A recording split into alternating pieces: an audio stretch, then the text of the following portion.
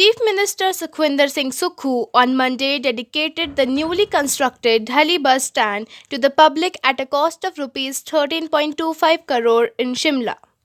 Talking to the media after inspecting the bus stand, Chief Minister Sukhu launched a verbal attack on the former BJP government and said that the former government laid the foundation stone of this bus stand without any budget just for the electoral point of view.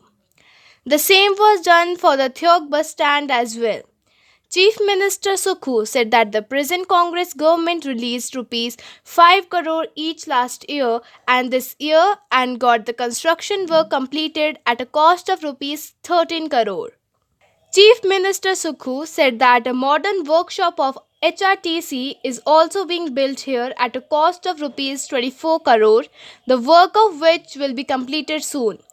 He said that the former BJP government deceived the people of the state in the name of double engine government. They distributed freebies worth rupees 5,000 crore just for the purpose of winning elections, but the enlightened people of the state ousted them from power. The Chief Minister said that the present state government is laying the foundation stone of developmental projects only after making adequate provision of budget, and these are also being completed in a time-bound manner. After this, Chief Minister Sukhu laid the foundation stone of the modernization work of Sabzi Mandi at a cost of rupees 36 crore in Delhi. On this occasion, Chief Minister Sukhu said that the modernization work of the Mandi will start within a month and its work will be completed in 18 months. CA store will also be constructed in Shimla. Chief Minister Sukhu said that the 6,000 posts of teachers are being fulfilled in the field of education. Health services are also being strengthened. Bharatiya Janata party की जब सरकार थी, पता नहीं उन्हें क्या लगा था कि फटाफट बस स्टैंड बनाने चाहिए, कोई भी काम पूरा करके नहीं गई। 6 महीने पहले आए 2022 में, जून 2022 में 5,000 करोड़ की रेवड़ियां बांट के चले गए। फिर भी चुनावों में जनता ने कांग्रेस पार्टी का सहयोग किया। इस बस स्टैंड के निर्माण के लिए कोई पैसे की उन्होंने बजट का प्रावधान ही नहीं किया, सिर्फ शिलान्यास करके थोड़ा सा बिल्डिंग का काम स्टार्ट करके छोड़ के चले गए। ऐसा ही हालत इनके ठियोग के भी थे। माननीय उप मुख्यमंत्री जी की और मेरी बस स्टैंड के संबंध में चर्चा हुई कि हमने जो भी बीजेपी के जो सिर्फ शिलान्यास नहीं, पूरे जो काम है, बस स्टैंड है, चकोइया है, हमारा ये दायित्व बनता है कि जनता ने 5,000 की करोड़ की भारतीय जनता पार्टी की रेवड़ियां बांटने के बाद भी उनको सत्ता में नहीं लाया, हमें इसको पूरा करना है। और हमने तुरंत प्रभाव में पिछले वर्ष भी 5 करोड़ और इस वर्ष भी 5 करोड़ जारी करके 13 करोड़ रुपए में इस बस स्टैंड का निर्माण किया है और 24 करोड़ रुपए की एक आधुनिक वर्कशॉप जो है वो इसके ऊपरले स्थान पर बनाई जा रही है। तो मेरा मानना है कि पिछली भारतीय जनता पार्टी की जयराम ठाकुर जी की सरकार ने जो सत्ता को, जो जनता को डबल इंजन की सरकार कहकर झूठ बोला, ठगा, जिसके कारण आज हमें सारे कार्यों को तीव्र गति से करने का अवसर प्रदान हुआ और हम तीव्र गति से ये अवसर प्रदान कर रहे हैं। हमने कहा कि हम जो भी बिल्डिंग का काम करेंगे उसमें हम 40% या 50% बजट रखेंगे। भारतीय जनता पार्टी ने तो बगैर बजट के रखे, फिर भी हमने उन कामों को बंद नहीं किया और उसमें पैसा उपलब्ध करवाया। Presiding over the review meeting of the arrangements and preparations for the winter session at Tapovan Assembly building on Monday, Assembly Speaker Kuldeep Singh Pathania said that on laxity will be taken in security during the winter session in Tapovan and monitoring will be ensured with CCTV and drone cameras. Guidelines have been issued to ensure the security of Tapovan Assembly building and premises during the session.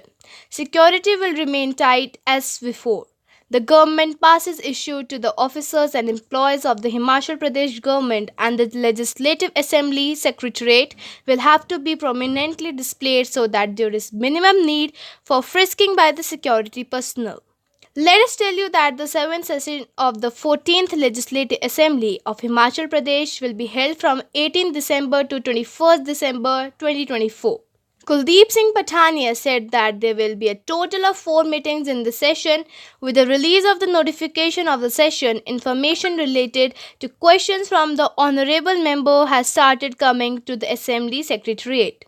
He said that for the preparations of the winter session, the district administration has already held meetings under the chairmanship of the district magistrate Kangra. But in the view of the session, the first meeting has been organized today under his chairmanship. Officers of every department of the district administrations were present in the meeting. जैसा कि आपको मालूम है कि हिमाचल प्रदेश विधानसभा का जो winter session है उसका आयोजन 18 दिसंबर से 21 दिसंबर तक यहाँ हो रहा है, जो हर वर्ष होता है कैलेंडर ईयर में। और उसी सिलसिले में आज ये मीटिंग जो है जिला स्तर के जो अधिकारी हैं, जोनल स्तर के जो अधिकारी हैं, उनसे यहाँ हुई है। और जो सत्र है उस सत्र के अंदर क्या औपचारिकताएं रहेंगी और किन किन विभागों के द्वारा जो है क्या क्या होना है, उस सिलसिले में डिटेल्ड डिस्कशंस विधानसभा सेक्रेटेरिएट और जिला प्रशासन के सभी अधिकारियों के साथ इसमें प्रमुखता के तौर पर जिलाधीश महोदय और एसपी साहब से हमने की है।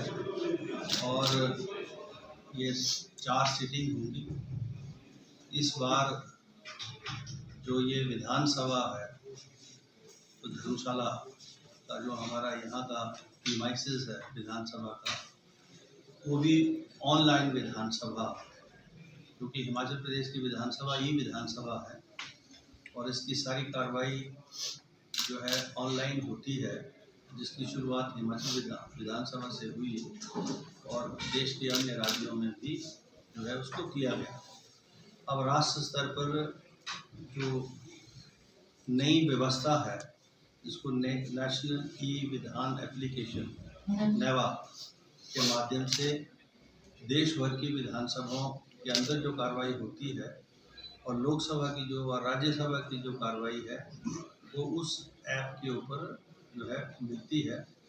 हमारी ई विधानसभा थी, अब हिमाचल प्रदेश की विधानसभा भी नेवा के साथ जो एप्लीकेशन नेशनल लेवल का है उसके साथ जुड़ी है और सारी जो सूचना जानकारी है अब नेवा के माध्यम से ही मीडिया को भी प्राप्त होगी और हिमाचल प्रदेश के जनमानस को भी और देश के किसी भी जो हमारा जो यहाँ सब्जेक्ट है, देश का कोई भी व्यक्ति जो है विधानसभा के अंदर क्या कार्रवाई हुई है उससे जान सकता है।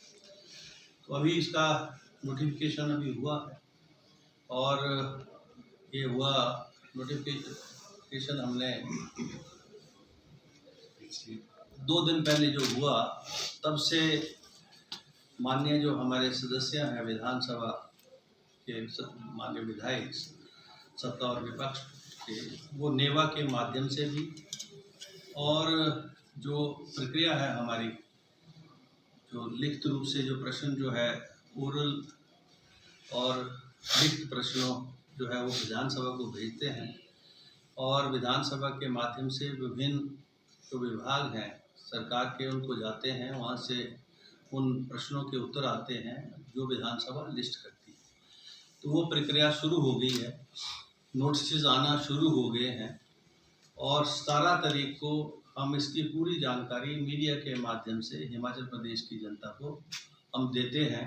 जो 17 तारीख को हम यहाँ करेंगे कि हमारे पास जो है कितनी जानकारी, कितने प्रश्न जो है लिखित और जो ओरल हैं, ज़ुबानी जो पूछने वाले हैं, कितने प्रश्न आए हैं और कितने नोटिस आए हैं और किस तरह के नोटिस आए, ये सारी जानकारी हम 17 तारीख को मीडिया के माध्यम से हिमाचल प्रदेश की जनता को हम देंगे।